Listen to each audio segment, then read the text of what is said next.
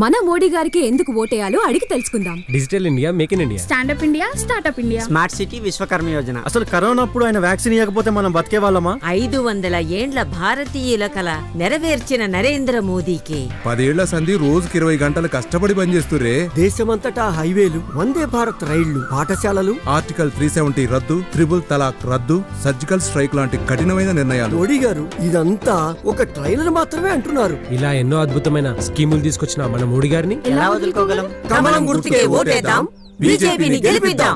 మోడీ మన అందరి నేస్తం, బీజేపీనే గెలిపించేద్దాం. ఆంధ్రాలో ఎలక్షన్స్ రసవత్తుగా జరుగుతున్నాయి.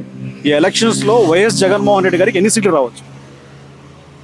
నాకు తెలిసి ఒక 130-135 సీట్స్ అయితే ఖచ్చితంగా వస్తాయి. ఓకే, అంటే మళ్ళీ సీఎం జగన్ గారే రావచ్చు అంటారా? డెఫినెట్గా డౌట్ లేదు.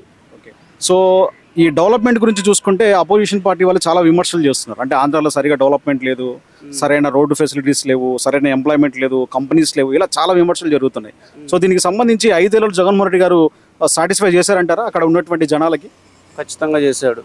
సో అభివృద్ధి పనులు ఏం జరిగాయండి అక్కడ? అభివృద్ధి అంటే పోర్ట్లు కానీ, ఫిషర్ హార్బర్లు కానీ, ఎయిర్పోర్ట్లు కానీ, గ్లోబల్ సమ్మిట్లో 13 లక్షల పెట్టుబడులు వచ్చినాయి.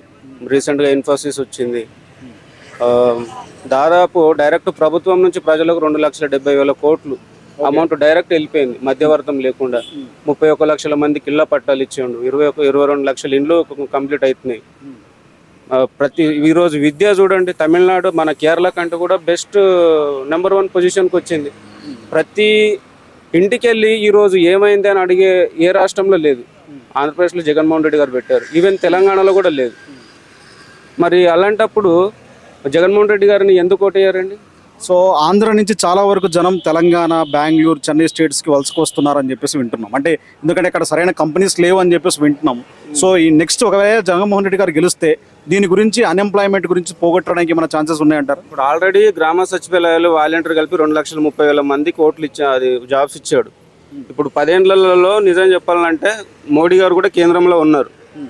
మరి ఇతర దేశాలకు మన గొప్పగా చెప్పుకుంటాడు, ప్రపంచ మేధావని, ప్రపంచంలో నాలాగా ఎవరు లేడని చెప్పుకుంటాడు. మరి ఈయన హయాంలో కూడా దేశాల నుంచి విదేశాలకు వెళ్తున్నారు కదా.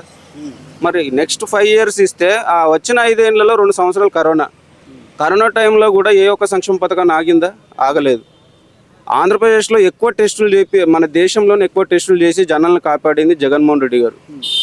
నిజంగా చెప్పాలంటే కరోనా టైంలో కానీ చంద్రబాబు నాయుడు గారు కానీ ఉంటే జనాలు ఎక్కడికక్కడ పిట్టలు రాలిపోయేటోళ్ళు. ఆయనకు అబద్ధాలు చెప్పాలి, అధికారంలోకి రావాలి, దోచుకోవాలి, దాచుకోవాలి, అంతే తప్పించి ఆయన ప్రజాసేవ చేయడానికి ఆయన 45 ఏళ్ళ ఇండస్ట్రీ అంటాడు, 3 సార్లు ముఖ్యమంత్రి అంటాడు. ఆయన ఎవరికి ఏం చేసాడండి? ఆయన ఒక్క పథకం చెప్పండి, గ్రౌండ్ లెవెల్ లేదన్న ఉంది. ఇప్పుడు ఏది లేదు, ఊరికైనా డబ్బా కొట్టుకుంటూ అవుతుందా?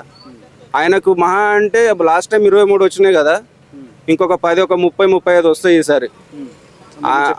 ఖచ్చితంగా చెప్తున్నా కదా, టీడీపీని ఎవడు నమ్మే పరిస్థితిలో లేడు ఈరోజు ఆంధ్రప్రదేశ్లో. మీరు చూడండి, జూన్ 4వ తారీఖు మీరు కావాలంటే నా ఫుటేజ్ మీ ఛానల్లో ఉండండి, మళ్ళీ రిపీట్ వేసుకొని చూడండి. ఖచ్చితంగా నువ్వు మోడీ వచ్చినా, కేడీ వచ్చినా, నువ్వు అమిత్ షా వచ్చిన, వీళ్ళంతా అబద్ధకూరలు అండి. రాజకీయాలు అనేవి కుల మతాలకు సంబంధం లేకుండా చేసుకోవాలి. రాజకీయ నాయకుడు అనేవాడు ప్రజలకు సేవ చేసేటట్లు ఉండాలి. అసలు దేవుళ్ళ గురించి ఎందుకు ప్రస్తావన తీయాలి? నిన్నటి వరకు ఇదే అమిత్ షా గారిని, మోడీ గారిని దొంగ, టెర్రరిస్ట్ అని చెప్పిన చంద్రబాబుని ఈరోజు పక్కన కూర్చొని ఎట్లా మంది నీతిమంతుడు అవుతాడు? పోలవరం ప్రాజెక్టు పేరుతోని ఏటీఎంలో వాడుకున్నాడు ఈయన దొంగ అని చెప్పిన మోడీ ఈరోజు చంద్రబాబు నాయుడు దగ్గర కూర్చొని ఎట్లా కూర్చుంటాడు? మీ అమ్మనే చూసుకోలేవు, నువ్వు దేశాన్ని ఏం కాపాడుతావు అన్నాడు. మరి అలాంటప్పుడు ఈరోజు ఎట్లా దగ్గర కూర్చోబెట్టుకుంటారు? మీకు make in India Modi mission washing మిషన్లోకి పోతేనేమో అది కడిగినట్లు అట్లా అయిపోద్ది.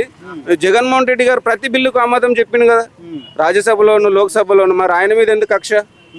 ఈరోజు బీజేపీ పరిపాలించే ప్రాంతాలలో ఈ విద్యా వ్యవస్థ, ఈ వైద్య వ్యవస్థ, ఈ పేదల సంక్షేమం, ఈ రైతుల సంక్షేమం ఎక్కడైనా ఒక్క స్టేట్లో చూపిమనంటే ఈ దేశాన్ని వదిలిపెట్టి నేను వెళ్ళిపోతా ఫస్ట్.